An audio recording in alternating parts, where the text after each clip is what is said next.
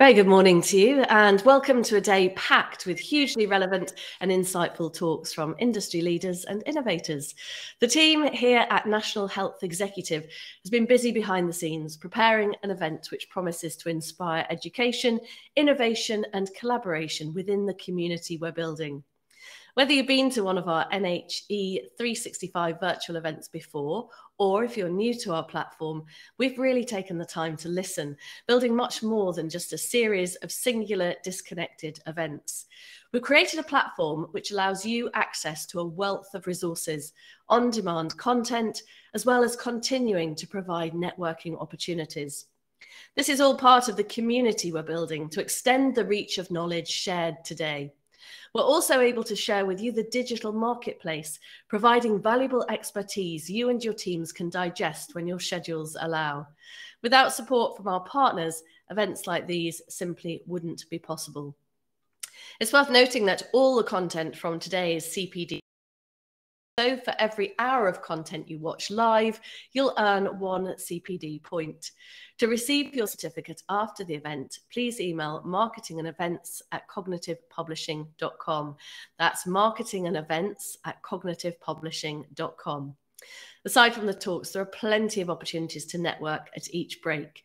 You can connect and learn from other delegates here today using our speed networking functionality, which I encourage you to do. So there's a bit of background to explain what's on offer. Now let's move to the focus of today. Traditional patient treatment pathways are not always consistent with patients' needs. Those who use the health services have expressed they find them difficult to navigate, which results in many negative impacts for both the patients and the sector. Not being able to easily access and follow care pathways leads to poor health outcomes for individuals when patients then don't turn up for their appointments and thus receive the treatment they need. No-show appointments cost the services, and further costs are seen when patients then turn to emergency care for treatment. Adapting the ways in which our NHS staff serve people has been critical in continuing to provide high-quality treatment and a positive patient experience. One way in which the sector can adapt is by using technology. The pandemic has emphasised the need to use technology to deliver care while still preventing the spread of COVID-19. And today we'll explore the use of this technology for patients, between patients and healthcare professionals, and between the staff who make up the healthcare sector. And as always, we'll discuss best practice and shine a light on how easy the integration of these innovations into routine NHS practice is. An added benefit of today's proceedings is a bit of friendly competition to reward you for your hard work. Score points by engaging with the platform's different elements and points of reward come the end of play. I'll be active throughout the day with an up-to-date leaderboard tracking delegate progress. So those who finish in first, second and third places respectively will have £250, £150 and £100 a Magic Breakfast charity or more trees in their name and organisation. The Magic Breakfast charity can give a child a nutritious breakfast and a chance to succeed. 34 pence donated. So £100 donation means that nearly 300 children get a good start to their day. If you donate your prize to more trees, for every £1 donated, that's right, a tree is planted, which obviously helps our climate. And of course, you can only be in with a shout of winning by getting out there and engaging with all the great content we have to share with you and engaging with your peers. Join a live session, there's 50 points earned. Make a connection with another delegate in the platform, 100 points. Ask a question in a session or engage with one of our exhibitors, another 50. You get the gist. And finally, as we get ready to welcome our first keynote and panel of speakers, feel free to share interesting things you hear throughout the day across social media using the hashtag NHE365. That's hashtag NHE365. So let's kick off with our first keynote speaker of the day, Ibrahim Habli. Ibrahim will be discussing safe design versus employment, the dangerous gap in digital health. So let's welcome Ibrahim to the virtual stage. Thank you very much for the invite. and also many thanks for giving me time to talk to you today. So I come from the University of York. I'm an associate professor of safety critical systems. So historically, I worked with traditional safety critical industries like aerospace, defense, and automotive. But for the last 6 years, I've been working very closely with healthcare, in particular with the NHS. Part because of I was fortunate to receive an award from the Royal Academy of Engineering, which allowed me to spend around 2 years with the NHS, with NHS.Digital, on clinical safety, where I learned a lot from working with clinicians on how they perceive and use digital technologies. But also I realized there is a big gap between what we mean by safe technology and what we mean by the safe deployment of the technology, whether the technology will be usable by the clinicians and whether the technology will be safe for patients. So that's the gap I'm concerned about, but that's a gap in any engineered system, not just in healthcare. But in healthcare, it matters more because patient safety is a priority. Next, please. So when I started my journey working in healthcare on patient safety, I had 3 questions I wanted to some answers to. The first question, click please, was how do clinicians and engineers analyze and justify digital health safety risks? In other words, how do they understand the relationship between patient safety and technology? That was the first question. The second question, next please. What are the strengths and weaknesses of current practice? So people, when they talk about healthcare and the NHS, they say we should learn from safety practices elsewhere in aviation. And the question for me was, what do we need to learn to improve patient safety? The third question, please. And the final thing is, what are the key areas for improvement when it comes to patient safety in particular? And for people who are interested in the details, I left the link there if people want to Google the name of the paper where we generated some answers to these questions. Next, please. So I asked those questions in the context of 2 national safety standards, which were issued by NHS.Digital for digital health. The first one, which relates to the, if you like, the safe design of digital health or health IT. So that's the one on the left. The one on the right relates to the safe deployment of the technology. And here you see that NHS.Digital, through these 2 standards, which are mandated by NHS England, they're putting emphasis on digital health, which might not necessarily fit the criteria of a medical device, yet those systems are still critical to the safe deployment of the technology. So I wanted answers to the questions in the context of those 2 documents. Next, please.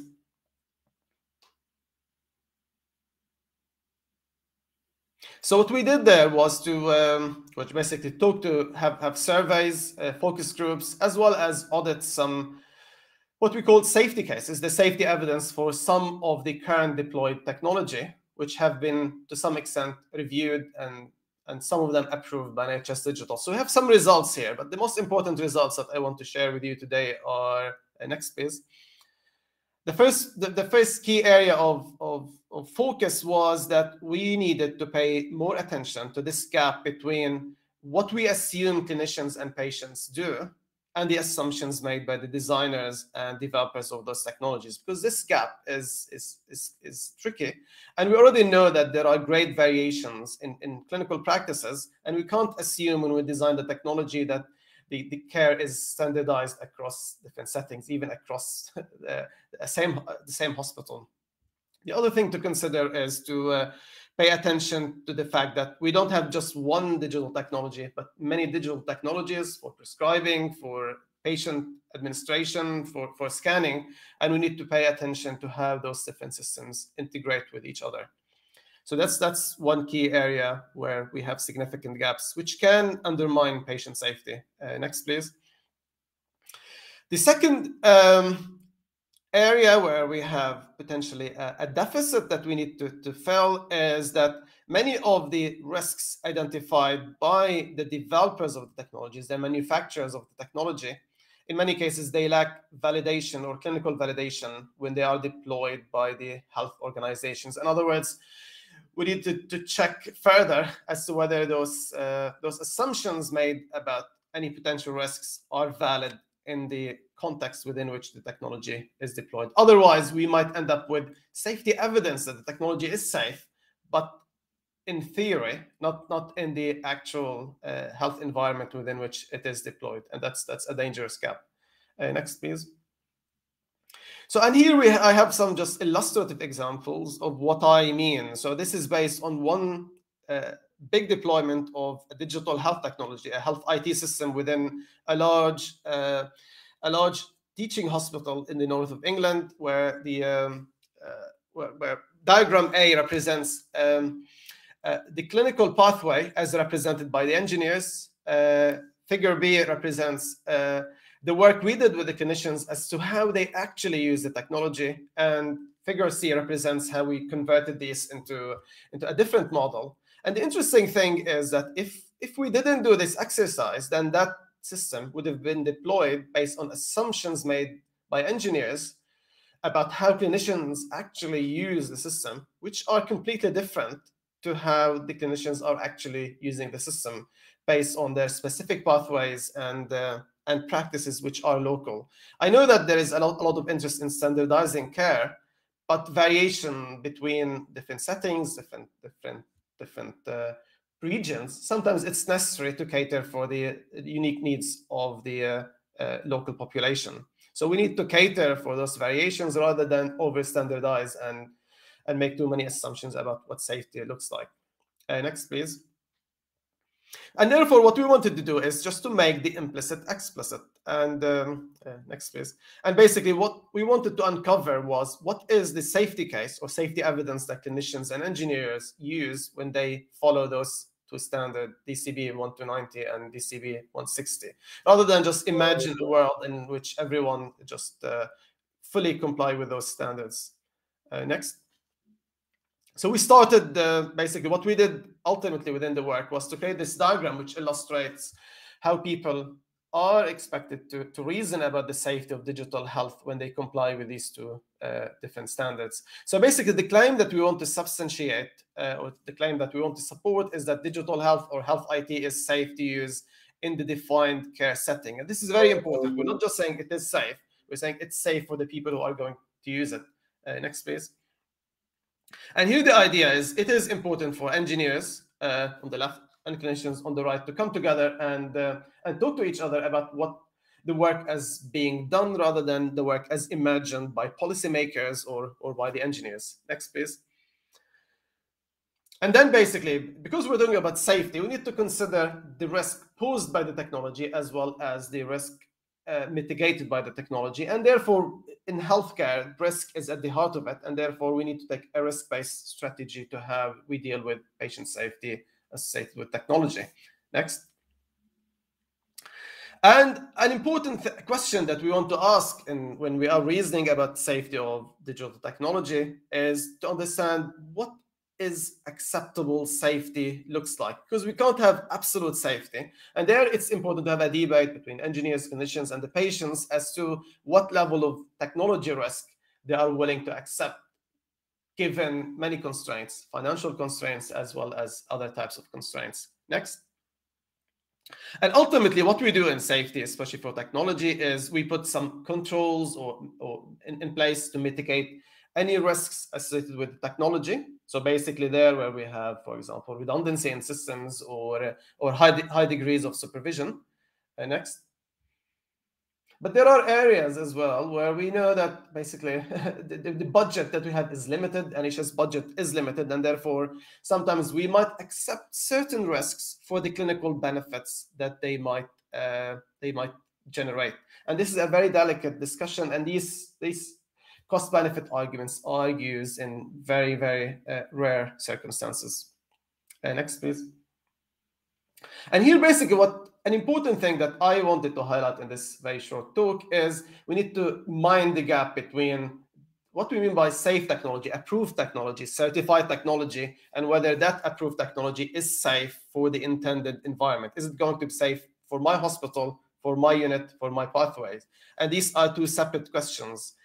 Approved technology might be unsafe for certain applications, but very safe for others. That's the gap that we have to keep in mind.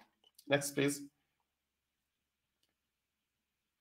And here I think we have, unfortunately, an incident which illustrates this gap. So this is a very good, and I highly recommend reading this HSIB report about incidents associated with the use of smart infusion pumps. And what I want to say about this case is that the issue here didn't lie in the safety of the smart pumps in abstract.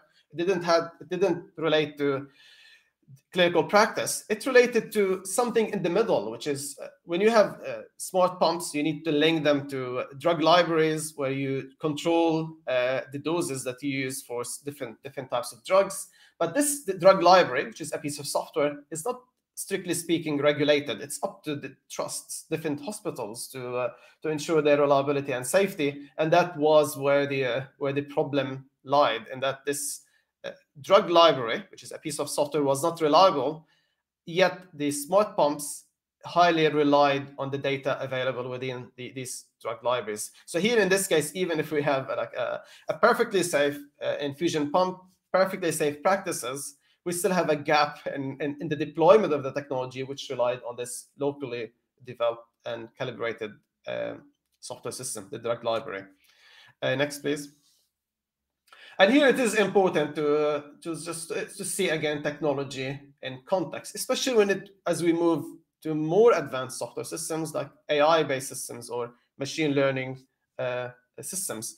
So here we have a very simple diagrams illustrating how certain issues to do with software failures or machine learning failures can easily propagate to system failures, where the whole system, IT or digital technology system, can fail.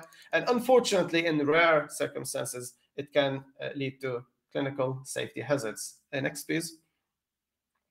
But luckily, as we know, when we deploy technology, we put barriers to stop any failures in technology propagating to patient harm. Next, please. And here, basically, we want to be able to capitalize on redundancy within our systems. For example, having more than drug library or cross-checking between different drug libraries, as well as the important checks that clinicians, nurses, doctors can make before acting on the output of the system. And here, it is important just to think about all of those measures that we can put in place rather than see the technology in isolation. And it is all in order to protect patient safety. Next. So take-home points that I wanted to highlight in this talk was we need to increase emphasis on safe deployment and use of the technology rather than just technology in context, out of context. So we should still continue talking about safe technology, safe design, but also, and more importantly, talk more about whether the system is safe for the people intended to help. Second thing is to think about the safety evidence for technology as live artifacts. In other words, we need to understand that our understanding of safety will evolve as we learn more about how people are actually using the system and keep updating our beliefs and confidence in the system. Finally, it's important to think about clinical safety as a multidisciplinary activity, where it is an activity where the different stakeholders come together, clinicians as well as engineers, involving the public and policymakers, rather than have this over-the-wall policy where the technologists do the technology and clinicians do the clinical practice. As we know now, technology and digital health is intertwined with clinical practice, and therefore this model of over-the-wall safety is no more sustainable. And next, please. Just for people who are interested in exploring this further, we have these two papers, which you should feel free just to read if you're interested in this topic. And finally, the last slide I have is, for my talk, I only talked about just basically, if you think about conventional digital health, where we're not talking about any machine learning or AI capabilities, but for people who are interested in the next generation digital technologies which utilize machine learning and AI, we've just issued this guidance, which is intended for practicing engineers and clinical safety officers. in how to assure the safety of machine learning in particular when it is used within highly autonomous applications, including in healthcare. So thanks for your attention, and I hope you found this talk useful. Thank you. We certainly did, Ibrahim. Thank you very much for a super engaging and informative start to the into our first panel discussion, clinical communications and collaboration. New clinical communication tools will enable us to innovate how information travels around our hospitals and between healthcare professionals.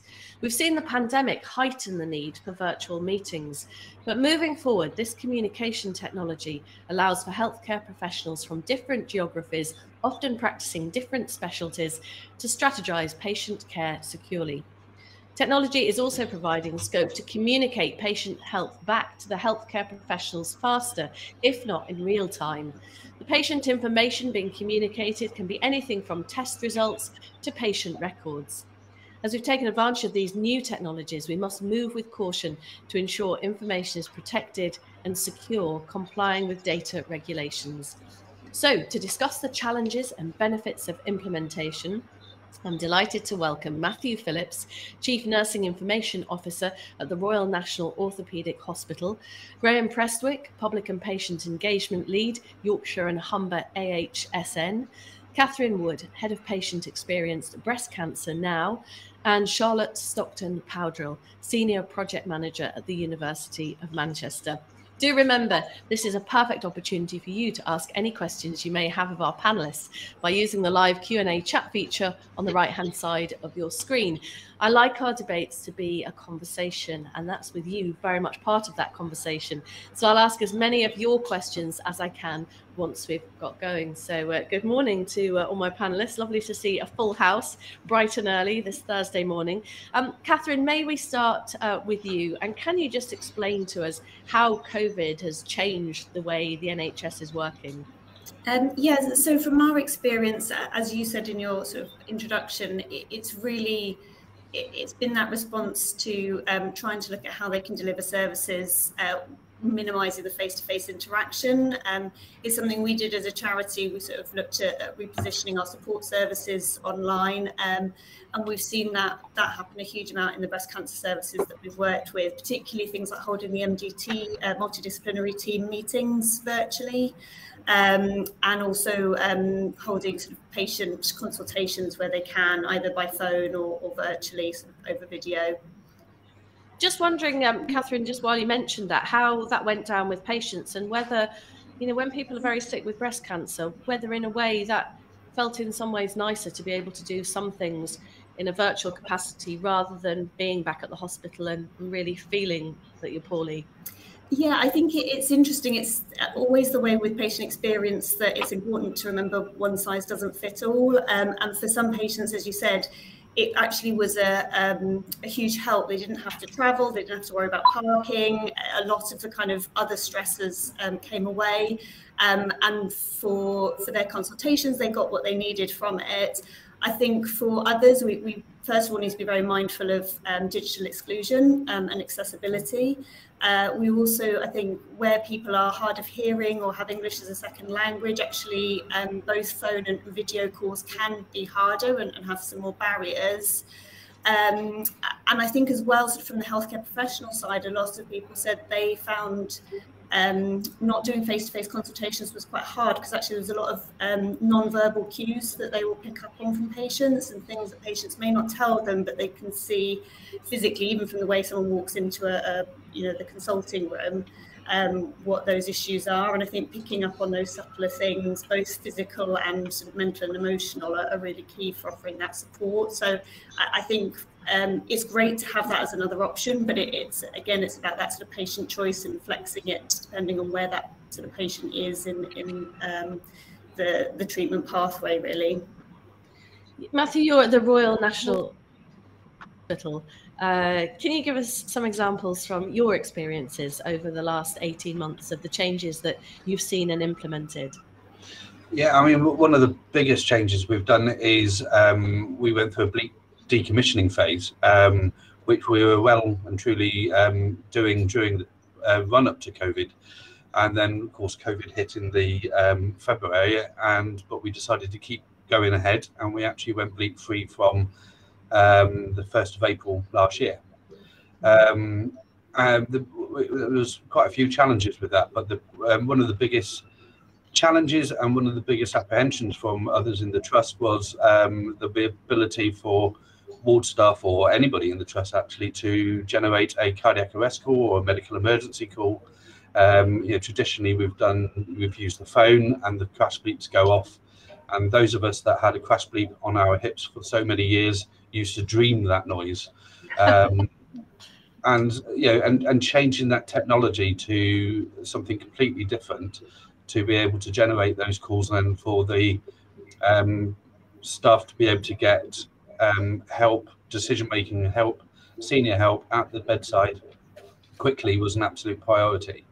And we went over to the voice area communication system about a year prior to that, when we went into a new ward, and we needed to improve our communication between staff members, because how many hours are lost with people trying to find people in a ward situation, or just silly little things. And for those that are clinical on the call will know, there's one set of controlled drug keys on the ward, and somebody have them in their pocket, and countless hours are being lost and wandering around trying to find those keys, which could be spent actually at the patient's bedside delivering care. And the system, having a communication system where we can quickly just we could put a broadcast out to the ward group, we could talk individually to the individual ward staff, has saved a lot of time. And in addition, it's increased safety, both patient safety and staff safety. Members of staff are quite often in ward situations working on their own, or they may be isolated into a room, and this gives the ability to be able to summon help instantly. But also the things like the call bell system is being integrated with the voice area system. So when a patient's called bell, if it isn't answered within a very short period of time, an alert goes out to all the badges on the ward to say that the patient in bed 21 has still not been attended to, so we can get to that patient quicker. And we frequently have to leave the clinical settings to take a patient to theatre to collect a patient, go to the canteen selfishly to eat, and if an emergency bell gets called on that ward area during that period, an alert goes straight through to the badge, and the badge just looks like this and is attached to everyone's collar or top in some way, and they know then to return straight back to the ward because there was a situation happening. That was never achievable using the old communication systems, and certainly bleeps. So that's been a very plus in the last 18 months for putting this communication device in as improved safety. Gosh, it sounds very positive. And I'd like to, a little bit later in the discussion, Matthew, perhaps we can dig a bit deeper about some of the round of it, but let's bring Graham into the conversation. I'm now ruining the day that I said we're starting the day with a full house, because I don't think we've got Charlotte, have we? I'm not sure Charlotte's there. I don't know if she can hear me, but anyway, we'll move on to Graham. Good morning to you, Graham. Good morning, Helen. Is the benefit of the need for virtual care during the pandemic helping the NHS, do you think, be more open to digital solutions and new ways of working in the future? Has it really sped up what we really needed to be doing a while ago, but we haven't really had much choice but to embrace it now, have we? We certainly haven't. And there are many examples of the speed with which that has happened being quite traumatic for patients.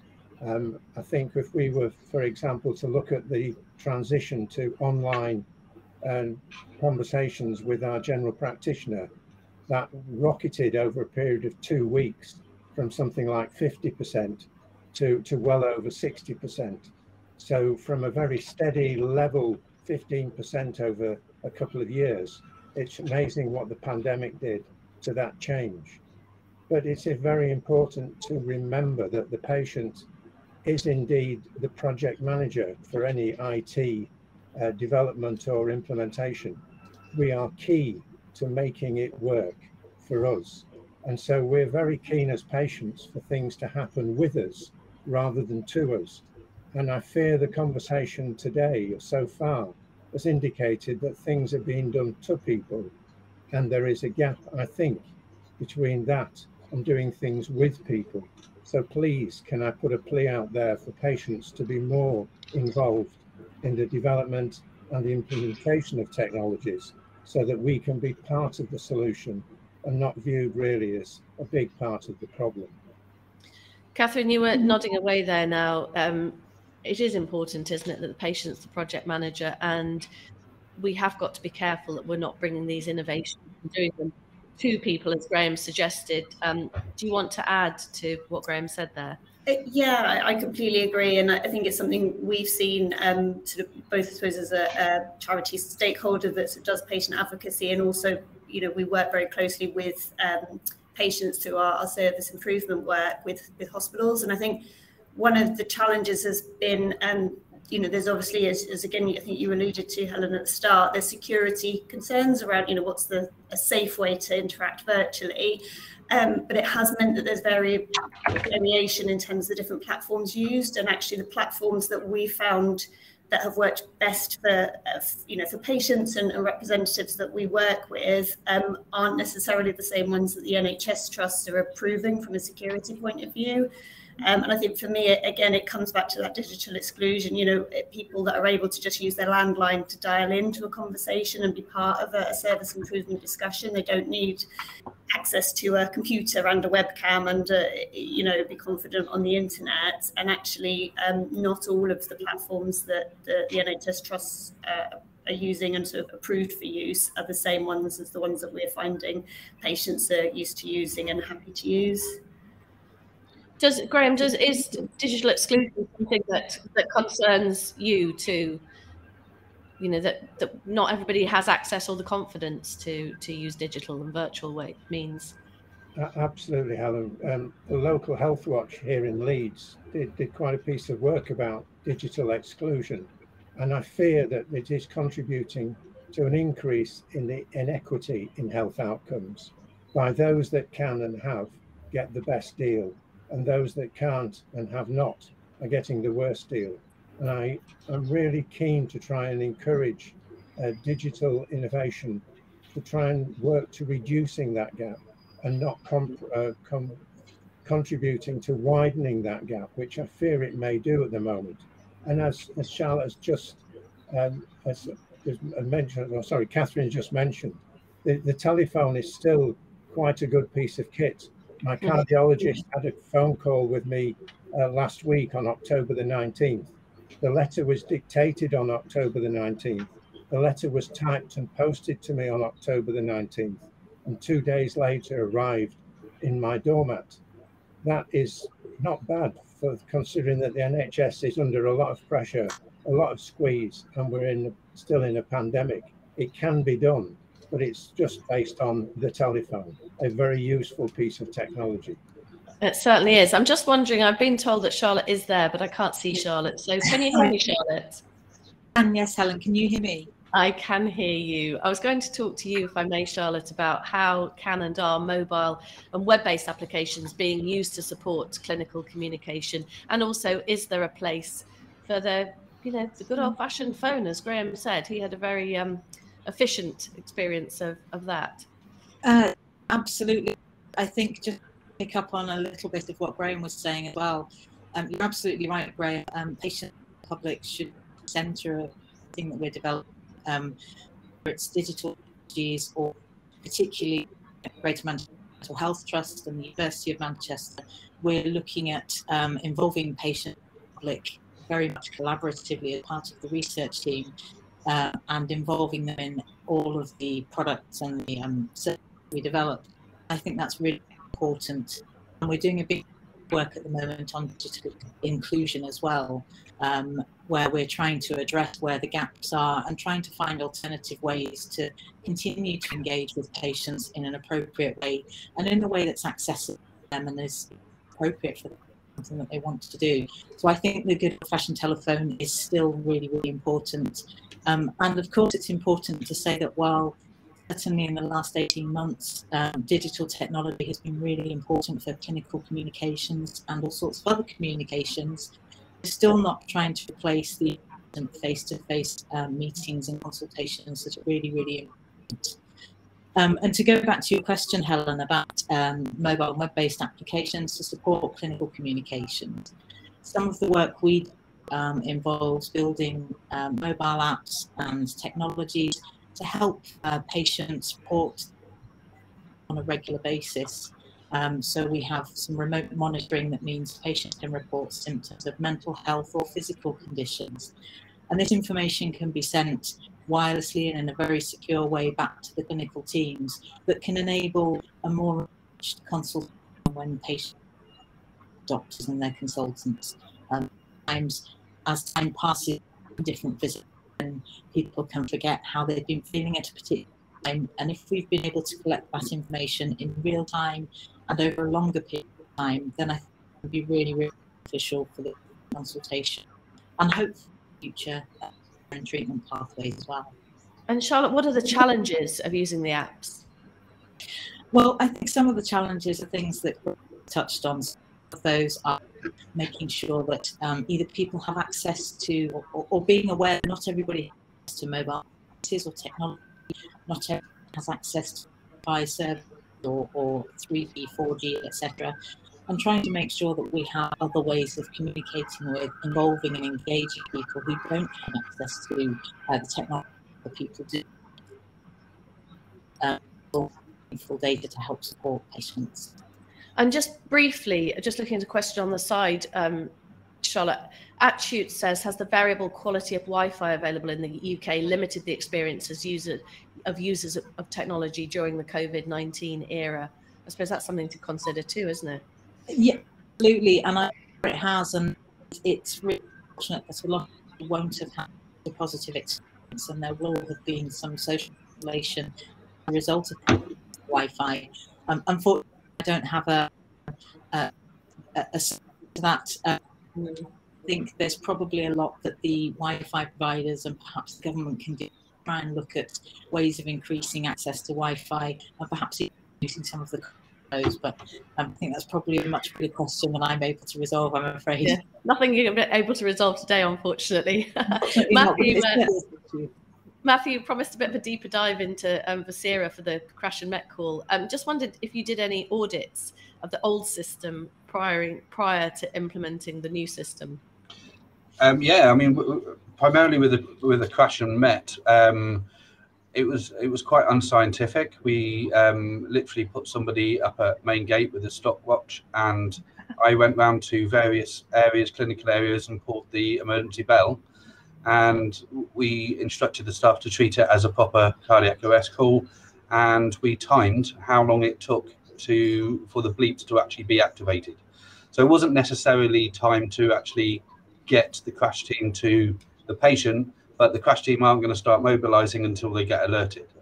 So, and the average time was 2 minutes and 5 seconds, wow. Which seems like quite a long time, and in an emergency situation, especially a cardiac arrest, that is a phenomenal amount of time. Is it? Oh, gosh, it sounded quick to me, but that's because I'm not clinical, I suppose. No, I mean the difference 2 minutes can make can be life and death, I guess. I mean, it can be life and death, and you know, I'm quoting Resus Council figures, but that could make the difference between a 44% chance of survival to a 13% chance of survival. Gosh. So it makes a big difference to the patient. And the use of the technology that we have now got with Vocera is we're able to activate that cardiac arrest call in 10 seconds at the patient's bedside without having to leave the patient. So rather than pulling a bell, waiting for somebody locally to respond, go off, find a phone, make that phone call, have that repeated back to them, bleeps get activated. We now can just pick up the badge, say urgent broadcast to cardiac arrest team, and then everything you speak from that point is straight out to the badges of the team, and they can respond immediately. And did it allow the trust to implement new teams during the pandemic as well?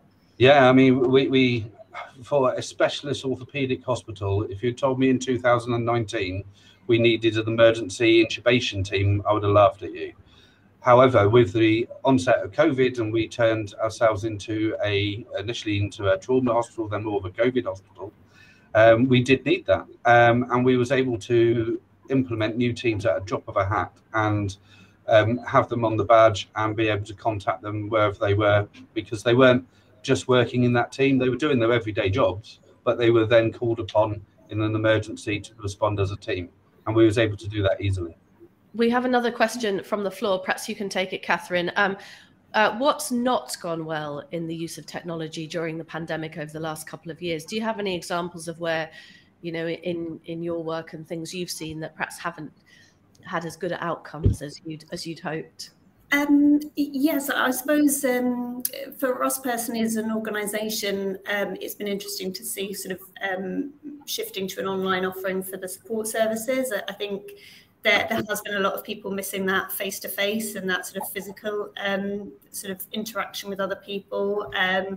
I would say that's also sort of something people have struggled with in terms of I think sometimes there's a bit of a trust might not be the right word, but actually sort of people feeling if they've been seen or had a consultation by phone or by video, again, the same way that the healthcare professionals worry they've missed something, I think there's, you know, patients might worry they've missed something.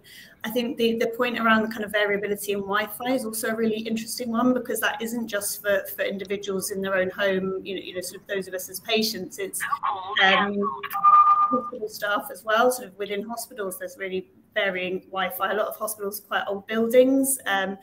We had one example of a hospital we worked with, and the nursing, the office that the breast care nurses are in just wouldn't get Wi-Fi access. They couldn't get proper internet connectivity.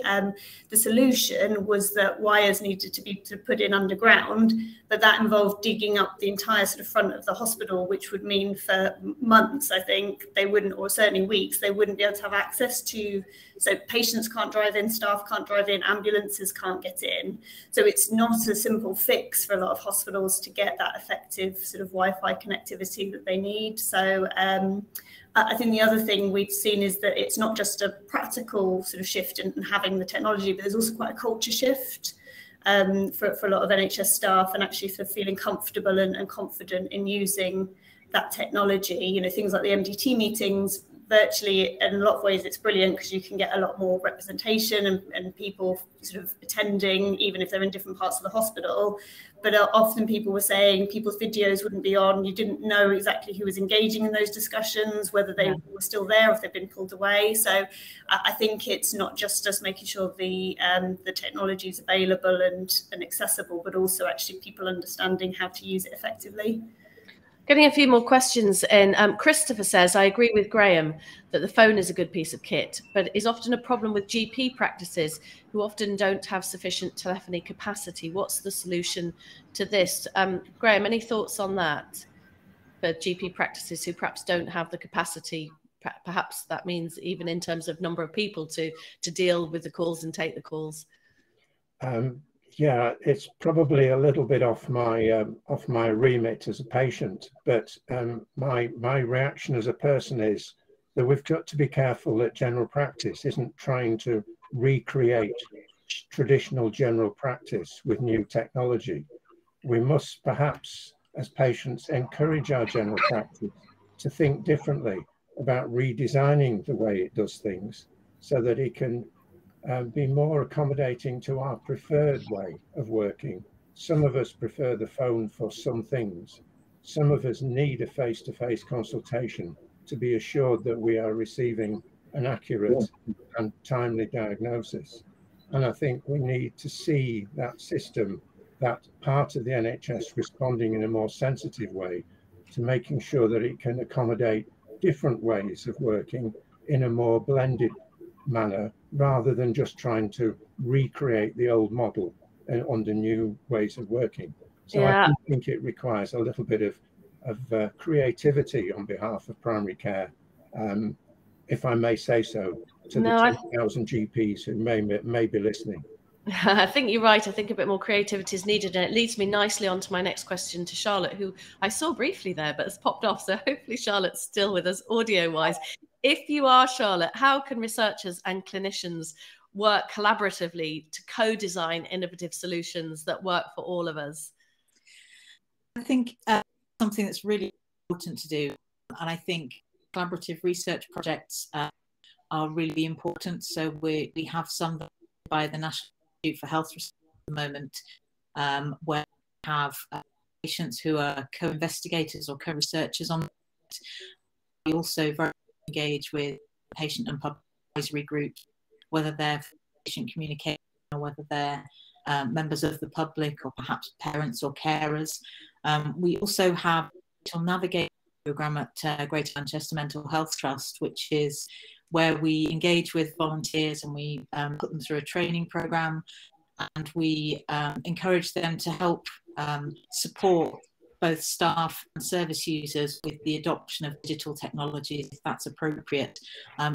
Really just collaborative research through group meetings, through keeping communication and involving and engaging with all of the people and all of the key stakeholders who are affected by and part of the research. So it's really important that we're developing with people rather than doing things to people. It's something that Greg said earlier, and that's really, really important for us to do, to work collaboratively together on things.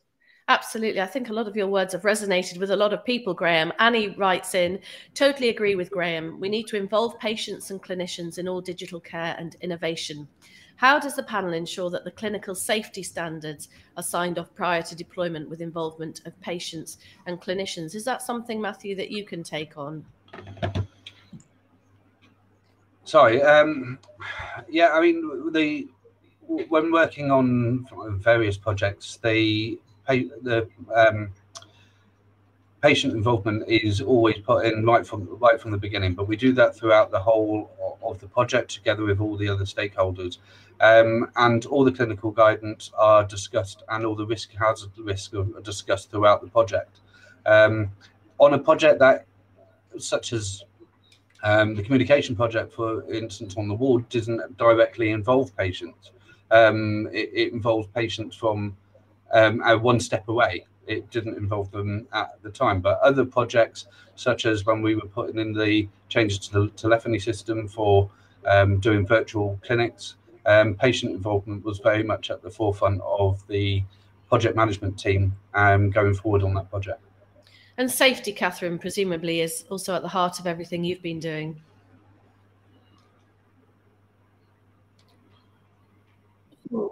Our offering is support services rather than we don't sort of deliver clinical care, but obviously there's still safety, concerns and making sure sort of we're GDPR compliant and all of that. So when we're looking at new technologies, there's a huge amount of governance to make sure that we're doing it in a way, and again it's making sure it's accessible and inclusive and what's right for people affected by breast cancer. But also making sure that we're adhering to all the guidelines that we need to make sure that everyone's safe and their data's well looked after. Catherine, you talked about virtual MDTs. Kathleen says, do you have recommendations on specific or effective tools for virtual MDTs?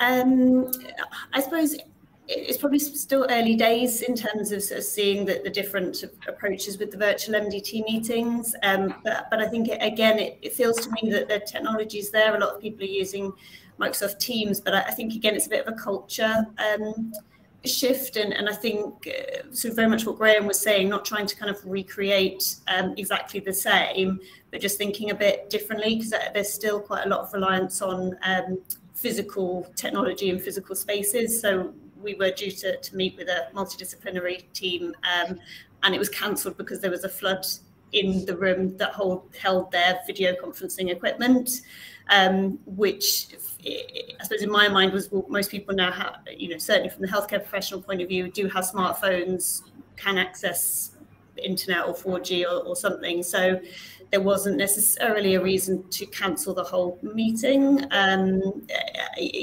think it's making sure people have that access and accessibility, and also are comfortable and able to engage. I think, again, some of the feedback has been less around the technology, but more around people feeling that the discussions on a virtual level are a bit more dominated by certain individuals. Other people don't seem to necessarily be as engaged or as interactive as if they were physically in the room with people, probably because, as we all have, emails are popping up, people are behind you in the office. You know, there's a lot more distractions when you're not physically in a room with other people. So yeah, I think really it's looking at the culture and how you sort of operate as a team, that the technology's there, it's just embracing it in a slightly new way.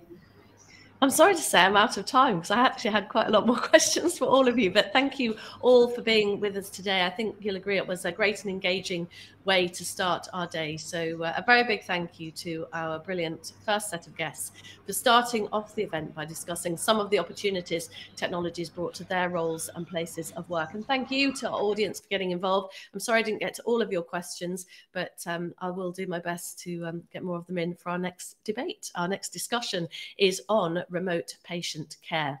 The NHS has continued to reduce infections as much as possible through limiting the number of patients attending hospitals and GP surgeries, giving their best efforts to keep us all safe. Nevertheless, an unfortunate consequence of protecting the UK in this time has meant a growing patient care backlog for the health sector.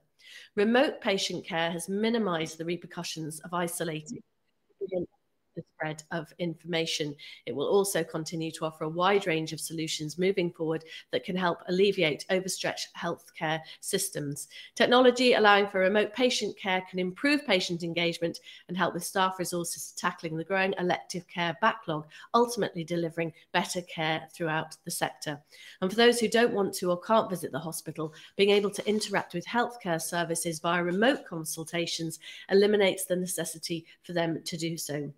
So we're moving on to our expert panel, but I'm just going to ask before we move on to the panel whether I need to move on the timeline. So if Hannah, working behind the scenes, can let me know, do I need